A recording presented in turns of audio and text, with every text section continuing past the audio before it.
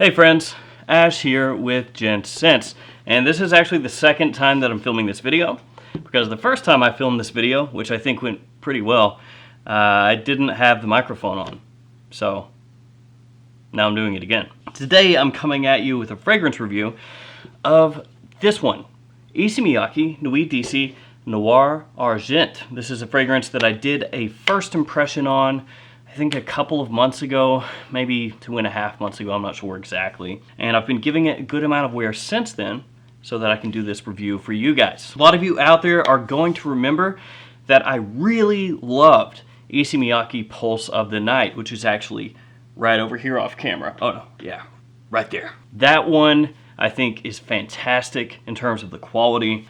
This kind of sounds stupid, but it's almost niche quality, which is something that gets thrown around so much that it kind of loses its effect. But what I mean by that is just that it's high quality, especially for the price that you can pick it up for from discounters. And this fragrance by the same house, Issey Miyake, is another cool weather fragrance, fall and winter, just like Pulse of the Night. So in this video, I will break this one down, let you know what I think about it, let you know if it's something that I think you should check out or not. We'll take a look at the presentation, like always, and I'll let you know how this stacks up against that one, Pulse of the Night, and maybe a couple other Issey Miyake cool weather fragrances. So let's jump into it.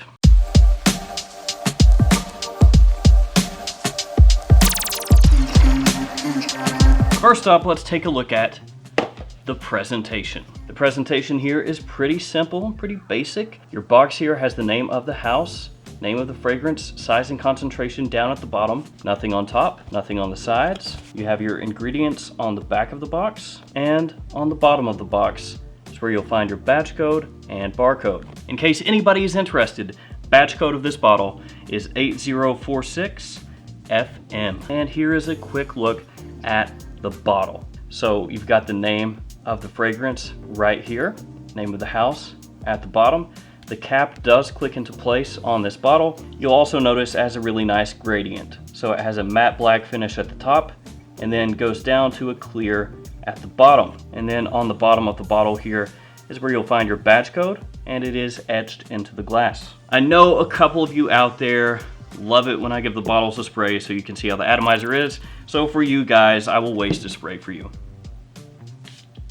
There we go. It's a good atomizer, pretty much like all the atomizers on all of the Issey Miyake bottles. All right guys, let's go ahead and break down the fragrance, and then I'll talk more about how it compares to some of the others in the Issey Miyake lines, and whether it's something you should check out. This one opens up with a bit of fresh grapefruit, but it's not citrus centric. Even though there is grapefruit in the opening, even right off the top, it's a little bit more of a supporting note than it is a focal point. It is a little bit sweet, but of more importance, more prominence in the opening is a spicy mix of black pepper and pink pepper, along with the sweet nutmeg and myrrh. And that myrrh is something that's going to stay in the fragrance the entire time, from the opening to the mid to the dry down. Some people will say in the opening that this one is a little bit harsh. Some people will say it's too sharp, that it's like a punch in the face. Personally, I don't get that.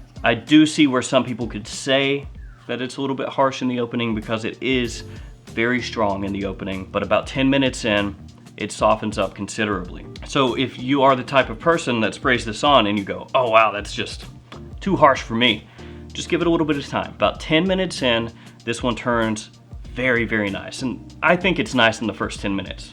But I'm just saying it gets considerably better after about 10 minutes. It smells fantastic at that point. It has this kind of effervescent, almost syrupy sweet cola vibe to it, like a dark cola, if that makes any sense at all. It doesn't smell exactly like a Coca-Cola or a Pepsi Cola or something like that. It's just the way it comes across, that balsamic sweetness with the effervescent kind of feeling that it gives off can remind you a little bit of cola. One fragrance that is really well known for that is Raja Parfum's Creation E, or Enigma, depending on which side of the ocean you're on, is what name that fragrance is going to have. That one, I would say, is much more close to cola than this one is. I only bring that one up because a lot of people might ask, how does this compare to the Rage Parfums? They're not really close. And the Rage Parfum is much closer to a true cola or Dr. Pepper or whatever you want to call it kind of vibe. But this one does remind me a bit of that cola sweetness there in the opening. This fragrance also smells better in the air. Right up close, it does not smell bad, but it's a little more rough around the edges right up close. In the air, it smells a little more rounded off. Into the mid, this fragrance starts to seg into a clean black leather. So a leather note comes out, becomes more prominent. And then the myrrh, which is noticeable in the opening, but is mixing in with all these spices and sweetness, starts to creep up and become even more noticeable. And then you have an olibanum note that plays a supporting role in the mid. And that olibanum, as the fragrance dries down, starts to come out more and more smelling like just incense, like a dry incense. So that's gonna give you a slightly smoky feeling as the fragrance dries down, along with balsamic resinous sweetness. All of that works hand in hand with the black leather, and as the fragrance dries down, the leather starts to dissipate, leaving the olibanum, the myrrh, and also kind of a dark woody feeling in the dry down. I'm sure you can already tell how I feel about this fragrance, but just to make sure that there's no misunderstanding, I think it's awesome. This is a fragrance that from discounters you can pick up for under 40 bucks. And that's with the full presentation, that's not as a tester, under 40 bucks. The quality here is very, very high. This smells like an expensive fragrance, but it's one that you don't even have to spend 50 bucks on. It's a great deal. It's actually cheaper from discounters than Pulse of the Night is. Now, as far as going up head to head with Pulse of the Night, just me personally, I still prefer Pulse of the Night. I think that fragrance is amazing. It was one of my absolute favorite releases of 2019. This one technically came out in 2018, so it's a little bit older than Pulse of the Night. But quality-wise, I'd say it's right on par with Pulse of the Night. It's right there. This does not smell lower quality than that. It's just I like the notes a little more in Pulse of the Night. I like how Pulse of the Night changes a little bit more.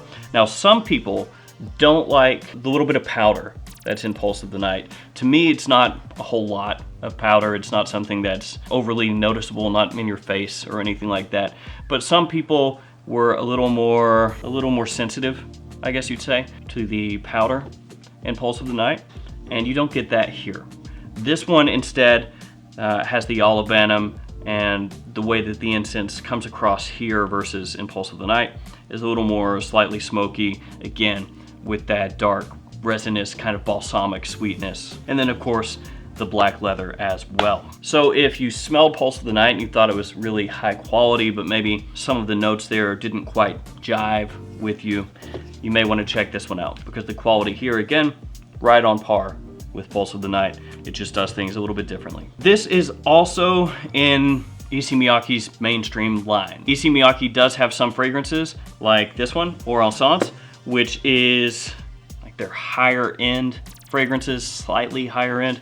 And I mean, you can really just take a look at the box and know that that's what they're going for, because here is the box for Nuit Issey Noir Argent. And I know the French is terrible, but you have to forgive me.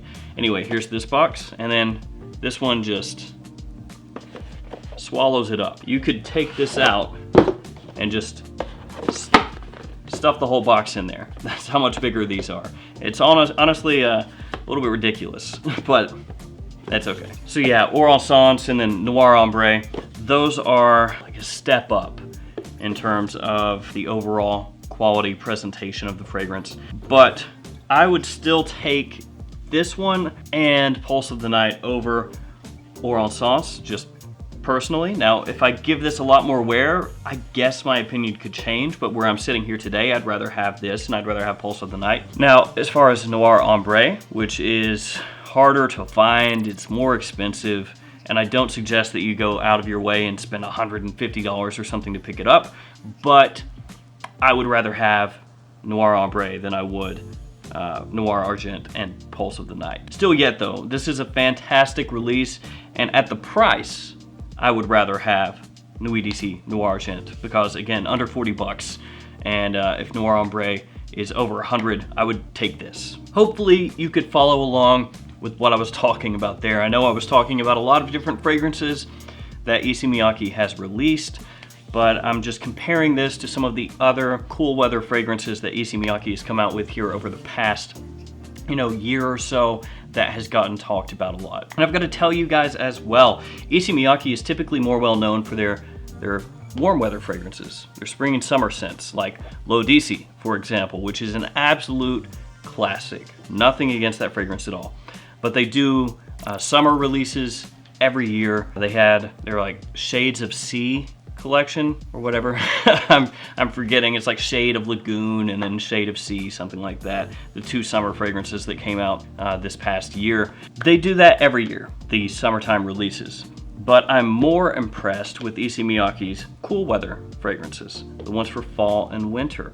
They seem to be just on another level in terms of the quality versus the price. They're great buys. So going forward, anytime Issey Miyake is releasing a cold weather fragrance, you better bet I'm gonna be checking it out. Now let's talk quickly about the performance. Longevity here, for me, was in the 7-hour range. So not amazing, but not bad. And the projection was best in the first hour to hour and a half. After that, it softens up considerably. The projection is best in the opening, which is not really a surprise.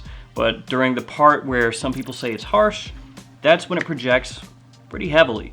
Very solid. After that, once it heads into the mid, it does start sitting a little bit closer, but it still projects pretty well. About an hour and a half in, it sits soft to my skin. And at that point, you have to be pretty close to me, or I have to be walking by pretty close to you in order for you to pick it up. So performance for this one is good, but not what I would consider great. This is obviously going to be a fall and winter time fragrance. All you really have to do is look at the note breakdown, and you could probably guess that right away.